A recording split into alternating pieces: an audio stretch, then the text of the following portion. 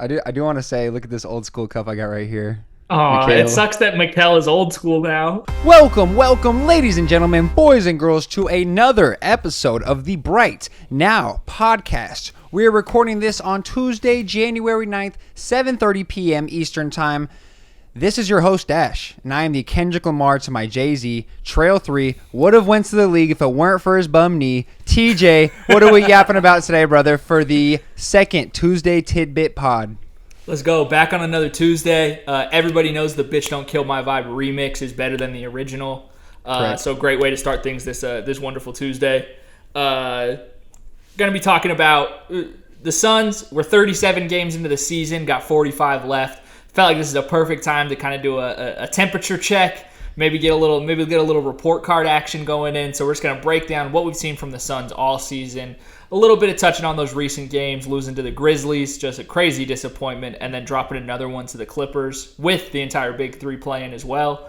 And then we're going to wrap things up talking about some stuff that happened in the league-wide this week, some injury buzz, a couple of big performances from some stars, and so we're going to be touching on all that today. To kick things off, Dash, I just want to throw a couple, more than a couple Suns summary statistics on the season for you, just to kind of give you a feel where we're at in terms of comparing to the rest of the league. So we're 19-18 on the season. That's 12-14 in the conference, 3-7 in our own division, which I'm pretty sure we only have wins against the Warriors in that aspect. 11-11 at home, and we're 5-5 in our last 10. Including we are 11th in offensive rating, so hey, not too shabby there. 17th in defensive rating and 16th in net rating. So those are just kind of the big flashy numbers to kick things off. What are your first thoughts? Mid-ass stats for a team that's supposed to be a contender. Mid-ass stats, as you said, middle of the pack and damn near all of those statistics. We finish off the week with just absolutely atrocious loss to the Grizzlies with no Ja Morant, and even more horrid loss to the Los Angeles Clippers, 138-111. I'm not feeling really, really good as a Suns fan right now. I know you brought up some stats to us right away. Can you talk a little bit about the eye test of what we've seen this week, just from the players in terms of, I know you want to talk about the effort a little bit, correlating with the defense. So talk to me there. No, that's just a huge part of it. Does seem like a lack of effort. I think I've seen a bunch of people use this same tweet, but it was like only the Phoenix Suns could have Kevin Durant and Devin Booker on a team and still be unenjoyable to watch. There's just plenty of possessions where things stall out. We've talked about this all year, frankly. If you've listened to this podcast, you've heard us say this most likely, is that things stall out. One of our stars, whether it be Book, Beal, Durant, will catch it at the top of the key and nothing will happen for 6 or 7 seconds. They'll try to make some quick move at the end to try to go get a bucket, but our screening is really poor. There was one clip that kind of went not quite viral, but was buzzing in NBA circles at least, against the Clippers last night, where we set 5 screens, but we really set 0. Like we weren't forcing the screen. We weren't forcing any sort of switches. They were just able to fight right through it and keep defending us. And then it turns in with a Bradley Beal dribbling into 2 people and just getting it just ripped from him. And so that's the eye test has been more disappointing than the stats, honestly, because I looked at those stats, like 11th in offensive rating. Hey, can't be too depressed about that. And honestly, I thought the defense was a little bit worse than 17th in the league, right? Absolutely. But it still doesn't. It does not invoke happiness or joy or any of the things that you'd want when watching your favorite team play basketball. Yeah, I really want to keep on going with that fourth quarter play that you talked about. We saw that stat from one of our friends. He's a basketball coach, a big basketball head for the Phoenix Suns. Not breaking news, as you said, the Suns blow dick in the fourth quarter. We are currently minus 131 in fourth quarter play, easily being the worst team in the league. It's just an absolute opposite. Yeah, you got it circled right there. It's just an absolute opposite when we compare it to the 2021 championship appearance team. I mean, if that team was within 10 points going into the fourth, it was an automatic win, right? Well, that's the Chris Paul effect. That's the having for lack of a better word, an adult in the room. Right. Kevin Durant, people have questioned his leadership since he made the decision to leave the Thunder. That's kind of been the rub on him for a while. Things fell apart in Brooklyn under allegedly his leadership. And not to say that like not to say he's a bad guy or a bad teammate or anything like that, but that's never been him. He's never been the guy that brings the group together. He's like, hey, he's going to lead by example. And that's kind of how it's always felt watching Booker play since the start of his career. He had much more lead by example guys, like watch the work I put in, versus a LeBron who is constantly communicating with everybody and is like a floor general. Chris Paul, a floor general. We don't have that on the court ever. We don't have that. The benefit of Chris Paul is he's like a second coach on the court, so he can really emphasize the things that, just because his basketball mind is just so above what any other person is in the league. And when you don't have a guy like that, things fall apart in the fourth. And I totally agree with you. Like, it doesn't even have to be on the LeBron or Chris Paul level. I mean, we've seen guys win championships like a Kyle Lowry, for example, or Draymond Green just being that. Chauncey Billups. Just guys that are really going to, like you said, I think that's a great way to put it, an adult in the room, just to be that real vocal presence. And we currently don't have that. And that kind of goes hand in hand with our defense. I kind of want to stick on there because, like you said, 17th feels generous in terms of, I know that's what the stats say. You can't argue with the stats. But, man, in terms of the eye test, it is just not feeling that way. If we go ahead and look at the Clippers game specifically, there's absolutely no reason, TJ, there was a possession in the early fourth quarter where we gave up three wide open layups to the rim. Frank Vogel calls a timeout. We turn the ball over coming out of the timeout, and we give up another wide open layup leading to another timeout. I just don't know what the fuck's going on in that huddle over there because there's absolutely no rim protection, no care. It's turning into a pride thing. I mean, it was one of the hardest watches I've had all year personally. Yeah, I totally agree with you, especially like coming out of timeouts. That's when you need to be at your most crisp. That's literally the whole point of calling a timeout, is to improve upon what we just saw out there. And clearly Vogel is not getting through to these guys. One of the first things that I was just thinking about as far as our effort and our ability to close, obviously we talked about, you mentioned that point differential. And it's not just that we're minus 131 in the fourth. It's that we're plus 23 in the first, plus 79 in the second, plus 54 in the third. Like, it drops off a cliff. We aren't the Washington Wizards where you'd expect them to lose every quarter they play. Like, no, we're supposed to be in the upper echelon of the entire league, let alone the West. I mean, we're not even at the top we're the worst team in our division, it feels like. And just for as far as like some more numbers specifically relating to the fourth quarter and our inability to close, we're 30th in offensive rating in the fourth quarter, last in the league, and the next team is 5 points better than us in that category. So just in the fourth quarter alone, that's where we're at. 21st in defensive rating in the fourth, 30th in net rating again.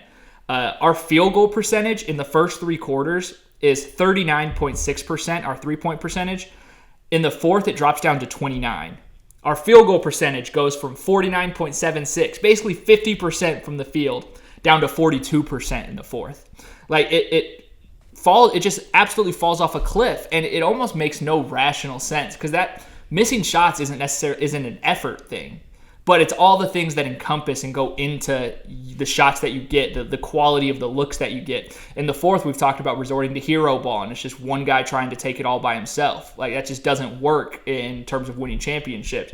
We've seen us blow leads against bad teams like the Spurs twice, again against the Grizzlies when we're up late, or at least in the third, and then get blown out in the fourth. We got really bad losses, a really bad loss to Portland on the road. And frankly, I wrote down that Brooklyn and Toronto are bad losses, but at this point, like, Brooklyn and Toronto are both better than us. It damn near feels that way, and it kind of makes me go back into just like how do you necessarily fix this? Because like you said, it doesn't make a ton of sense up to this point. I mean, is it because we lack the point of attack defense, and we just have guys like Kevin Durant and Devin Booker just putting too much effort on the defensive end? I mean, they're decent. I'm not sure off the top of my head what their defensive numbers are individually, but man, I mean, we sure could use a Mikal Bridges, a Cam Johnson archetype, just somebody who is able to be a 3-and-D guy. And we thought maybe we could see that in Josh Okogie, but man, we have absolutely lost all faith in that three-pointer going in. I mean, it's just completely He's lost gone faith off the in cliff. it. That's the problem. He's lost faith in it. Does it look like it visually too? That's what it looks just completely just gone. Yeah, he has no confidence in himself to knock that down. And we've been probably Okogie's two biggest fans as far as the Suns community goes, and we've held out the longest, but at a certain point, it's like, what have you done for me lately? And that's just it hasn't been Josh Okogie season in that respect. I think I said it to you the other day when we were talking on the phone, but you could just go down the line on championships, go back each year. They all have some sort of defensive stopper, or at least like a defensive maestro, like a middle linebacker that's calling everything out, like the Draymond types, right? But last season, the Nuggets got a crazy amount of effort out of Aaron Gordon as like a lockdown defender, a true like lockdown guy. Andrew Wiggins really stepped up for the Warriors and was that guy. And we have the Draymond seasons. We have Giannis, Drew Holiday, Brooke Lopez, Chris Middleton all defend. Like if you go past, you can just keep going down the line.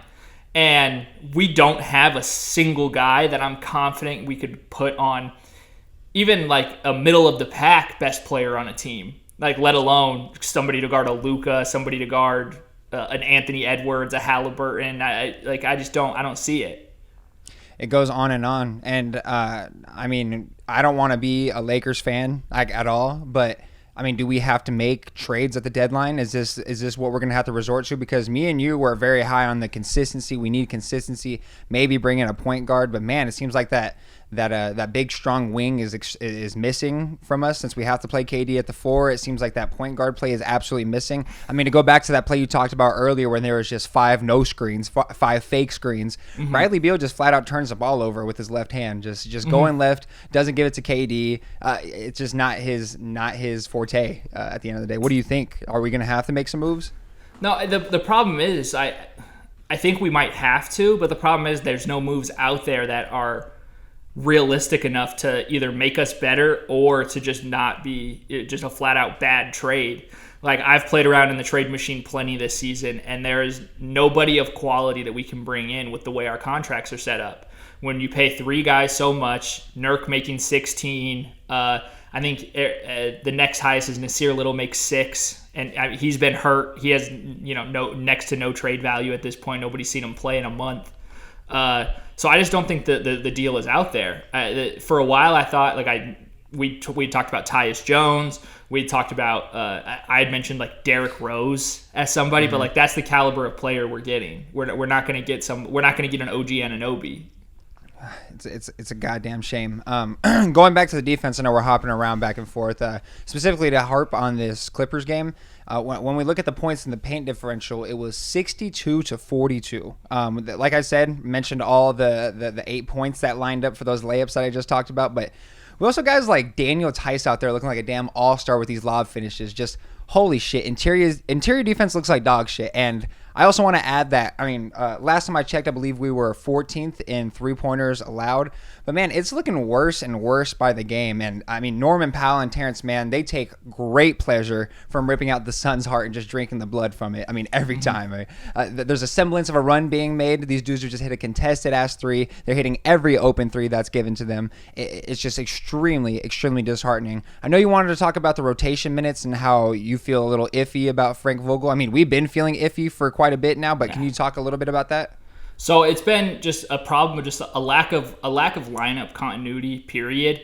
Our most played lineup ranks 28th in the league, and the next most played lineup isn't until 66th, and that isn't in terms of points scored, efficiency, anything like that. That's literally just possessions on the court, and we just don't that lineup. It's Booker, Gordon, Allen, Durant, and Nurkic, and that's not supposed to be our best lineup. We've seen Eubanks minutes have gone up and down like we're at Six Flags, just all over the place. And when we think he's been playing good, and then he gets benched, and then Azubuike comes in, and we're like, oh my God, this guy would be perfect. Let's just get him some run. And then he goes back down to getting DNPs. Keita Bates-Diop, the same thing. We'll see him go from starting to a DNP to 20 minutes off the bench to another DNP to starting.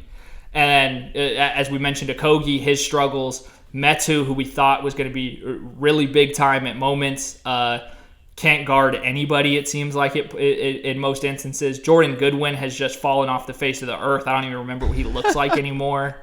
It's just Yuta is out of the rotation, which I don't even blame. Gone. That was something we expected, I think, early on when we talked about the roster construction. So far, Nurkic has played our most games with 35 out of the 37, and he's been injury prone his entire career. Like, we literally have to like knock on wood. Is this he's just gonna play every game now? Like, that's not realistic. So I don't know what Vogel can do as far as lineup continuity, but I'd like to see him have some sort of feel about who should play and who shouldn't at this point in the season. I 100% agree. I mean, like I said, one of the most difficult weeks of just a viewing experience purely at 2 games in a row since fucking 2018 for the Suns. Really hard to watch. Just like I said, without Ja Morant going against the Clippers, I understand they're a very good team, but if we want to even be considered in the upper echelon, we cannot be losing by 30, absolutely getting dominated in the fourth quarter, having Russell Westbrook and James Harden laughing on the side on the bench. 2 of my least favorite players just in terms of style. I mean, I'm sure they're good guys, but man, this was just a very disheartening loss. Do you have anything else that you want to add on as a whole for the Suns? I mean, we'll give our grades, but I got one more specific thing that we need to touch on, and it's just flat out our play style. And this is another thing that points directly back to coaching. I think everything we've talked about today kind of points back to coaching, or at least a lack of leadership to some extent. That's what defense is made off of. That's what fourth quarter wins are made off of, the ability to close. But in terms of our play, specifically the play style, the Suns are 6-9 when they fail to take 30 plus threes. They take the 26th most threes in the league. So they're just very near the bottom in that.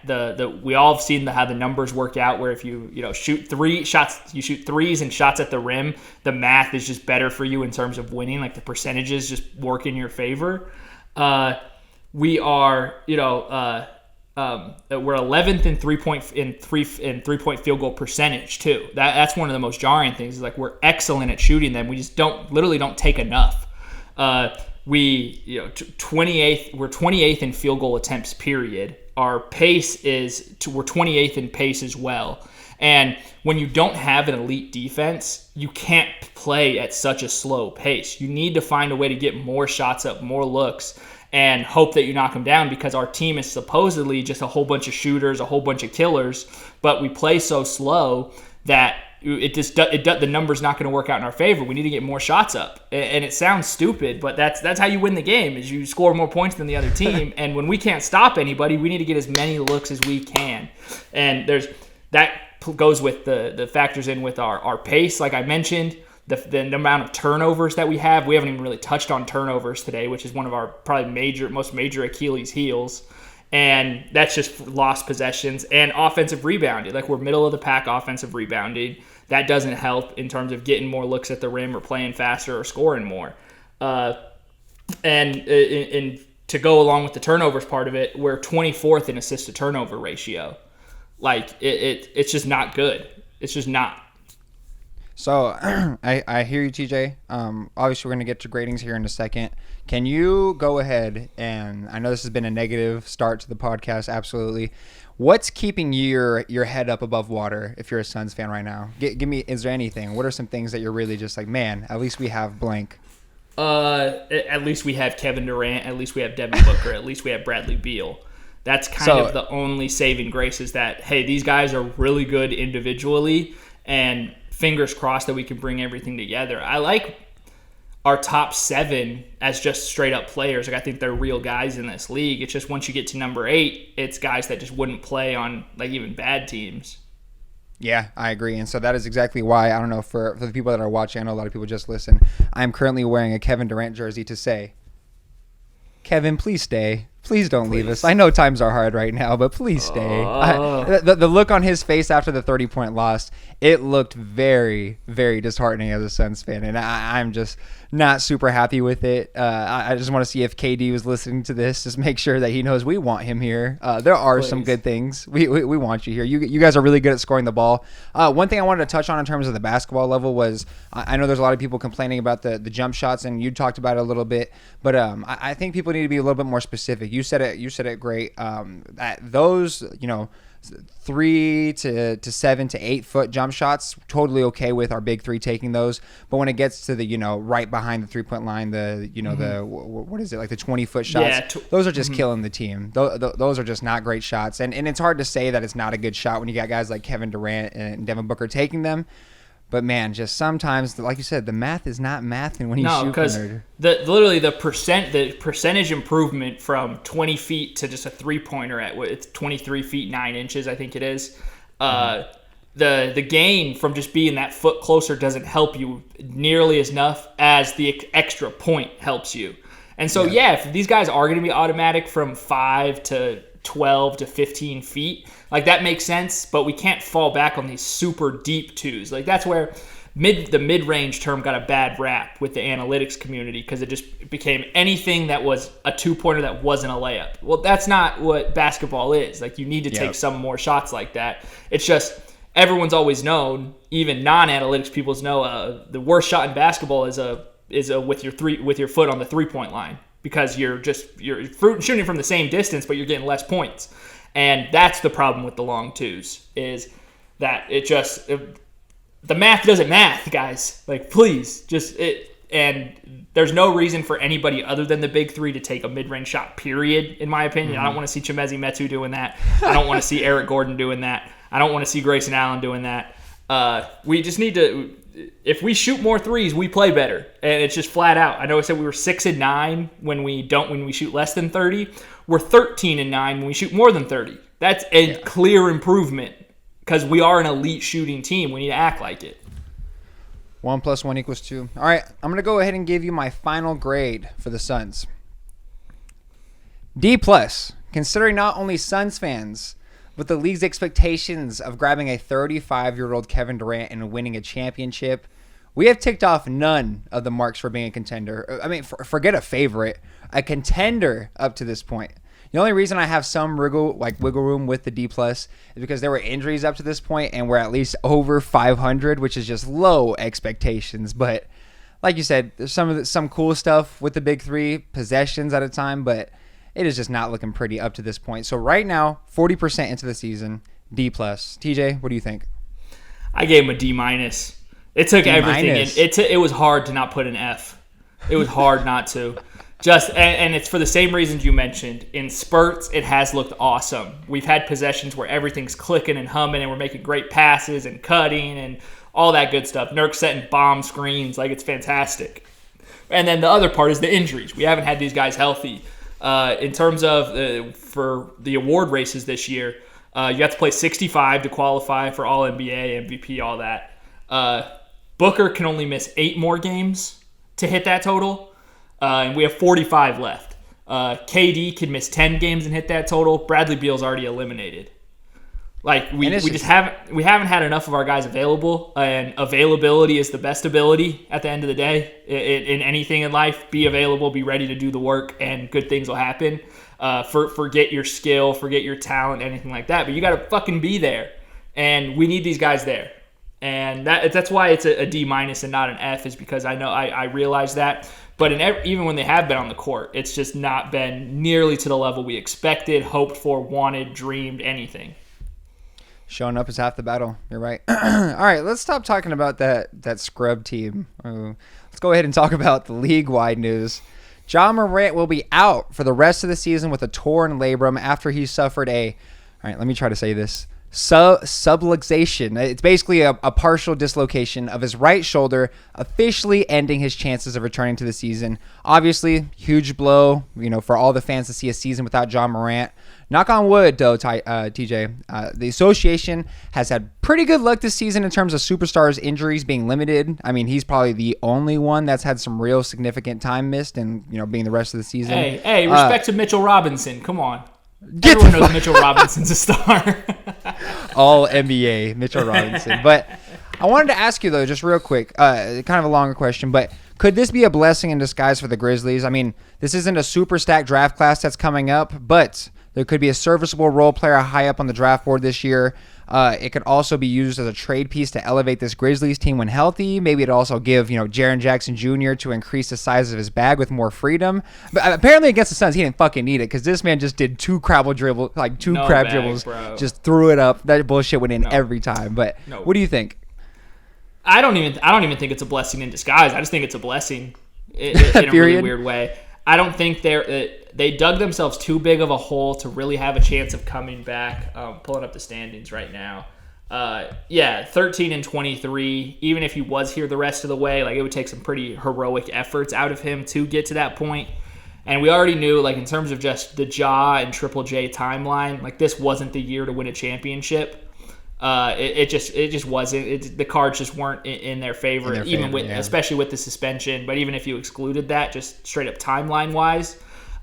So I do think it's great for them to just really bottom out, test out some new things. Maybe Desmond Bane gets better this season with tons more shots and reps. And then it's just looking towards the draft. The only sad part is that they've honestly been a little too good to compete for one of those top picks. Just how bad the Spurs, Pistons, and the Spurs, Pistons, and Wizards have been. Wizards. Mm-hmm. Maybe they'll get one of these. Apparently, they've got a factory in France that just pump. Hey, look at that! They just got a factory in France that pumps out 7-foot athletic basketball players. Who the fuck is that guy? Literally, the first time I've ever heard of him. What wasn't it, Alexander Sarr or something like that? Yeah, 7'1", fluid as shit. Yeah, it was fucking ridiculous. They just have literally just growing those guys on trees. I guess that's what happens when you surrender to the Nazis. You get that benefit. Cowards. That's why we had to save them. Yeah. Just kidding, France. I'm sorry, France. Too real. Beautiful country. All right. Moving on to the T-Wolves. They lose to the Mavs 115-108. It was an absolute duel in that fourth quarter. Kyrie Irving was looking really good out there with his 35, 8, 5, and 3 steals. Luka does Luka things with his 34, 6, and 8. And even in the loss, Anthony Edwards has a very impressive 36, 10, 3, and 3, hitting big-time shots against Kyrie Irving, but had a crucial pass to Gobert that led to a turnover down the stretch. Kind of his fault, kind of not. I know Ant's your guy. I mean, were you impressed with what you saw during this game? Oh, absolutely. It felt like he can get to the rim and use his body to just get any shot that he wants. Just hitting stuff, falling away, just getting bumped and banged. Like he's an elite finisher for sure. When it comes down to that crunch time, Kyrie was just like that size up 3 where he's just staring him down and then just rises up. Like that shit's textbook. It's hard to find somebody that is as skilled at basketball as Kyrie. I thought one of the most impressive plays I saw though out of Ant was when he blocked that turnaround Kyrie jumper. And that was a big time play. Like they needed that stop. Kyrie still hit some other big shots, right? So it wasn't like he didn't clamp him by any means. But that possession, like that, gave him a shot to win it. Problem was, like you said, that play to Gobert, giving it to Gobert, and not a great spot for a guy of his abilities, and kind of leaves him out to dry. Gobert still, I don't think you can totally, because Gobert just shouldn't have thrown that pass where he did. There were other options. He also didn't need to jump and fall away. You can catch it and just stay firm before you have so you can make an angle to pass, or at least jump stop something. Exactly. And then they drew up a couple of bad plays for Cat at the end. Some fade screens. He got one good contested 3 look, but then a really weird out of bounds play trying to throw it over the top that just would turn into a turnover. So shout out to the Mavericks. They definitely know how to close. That's a big issue with the Timberwolves, is that half court offense. So we'll see if they'll be able to improve. That's going to be the mark and the real tell sign of if they're going to be a real contender. But the Mavericks got the better of them. But hell, it was a really fun game. Yeah, absolute duel. I mean, there was definitely points. Derrick Jones Jr. came in clutch, the former Sun, with that big-time dunk to steal the game. Just looking to see down the stretch if Dallas will continue to just so heavily rely on Luka and Kyrie, because there were points where there was a lid on the basket when the Timberwolves got on kind of a run, because they started out that fourth quarter being down, I think, 6 points, and it was just the absolute Luka and Kyrie show. I mean, every time somebody else besides those two score, it was just a spoon feed. I mean, he had the one to Dwight Powell. Luka threw between 3 defenders right to him. He didn't give him an opportunity to drop the fucking ball right to his chest. Just went up for the and one. And speaking about Ant, I know you already touched on it a little bit, but man, he's got that little Michael Jordan, that mid-range off the bank jumper that is just sexy. That shit looked automatic. It didn't look off. Yeah. It wasn't accident. No, that shit was wet, precise, exactly where it needed to be. And like you said, his defense is there. He's the definition of a stopper. I mean, he's a star that plays both ways. Love to see it. He's our guy. You know, you claim him as your young and upcoming guy, but absolutely talking about my young and upcoming guy. R.I.P. to Tyrese Halliburton's hamstring. They said that he'll be reevaluated in 2 weeks, but they think that he is cleared of any major injuries. But the Pacers still pull off the dub against the Tatumless Seas in their second matchup this week, tying up the series 2-2 now. Now, TJ, I know you didn't get time to tap into this game, but I just want to say that I think this series has the potential to become a rivalry. It seems like the Pacers are kind of just some dickheads because the Bucks also don't love them a ton, and there was just constant bickering the whole time in this game between both squads. Hard fouls. Joe Mazzulla storms off the court after the final buzzer, not shaking anybody's hands. I personally fucking love it as an NBA fan to see the drama. But the thing I wanted to talk to you about specifically was the call at the end. I know you saw it with Jaylen Brown. He got screwed over. And that is when they initially called a shooting foul for him. Carlisle, he called the timeout, did the finger wag, won it, even though it looked as if Buddy Hield's forearm just bounced off Brown's head. I mean, I claimed Indiana as my second team to the Suns, but I absolutely thought that was a foul. What did you think of the call? Yeah, it's a bad call, and it's just really the refs have been more confusing than anything this season, especially in trying to guess what's going to be overturned and what's not. Like it's just so all over the place. It seems like they don't even fully understand the rules. The officiating as a whole in the NBA, it's the biggest problem in the league. Like it's what turns off the most casual fans in terms of like, oh, why don't you watch a basketball game on a Tuesday night? Like why'd you watch The Bachelorette instead? And the officiating. Like they just blow the whistle all the time. It's so soft. People don't like it, and there's so many breaks and stops in play. And yeah, it's just really disappointing when you go through all that and they still get it wrong. So I don't know. I didn't see anything from the last 2-minute report if it vindicated or kind of went against what the refs called in the game. But it's just really disappointing. You'd think these guys would be better by now. Yeah, I agree. I mean, you got any final thoughts about this last NBA week? I mean, we got another pod coming up on Saturday. Any of the final thoughts? No, just gonna keep my fingers crossed on the Suns. We'll see if any other big trades get made. It sounds like the Pascal Siakam talks have maybe cooled off a little bit, but there's also some bidders out there that are really looking to make an upgrade with that guy. So again, we're in wait and see mode as always. But I do have a sliver of hope. I do have a sliver of hope that the Suns can get this turned around. Woo! I hope you're right, brother. Well, again, thank you so much for watching, ladies and gentlemen. We'll be back Saturday around The YouTube algorithm has been a little weird. I know everybody and their mama wanted to upload on Saturday. It took us about 4 hours to drop the last pod, but we shall get that video up to you ASAP. Thank you so much for watching again, and as always, y'all have a phenomenal rest of your night.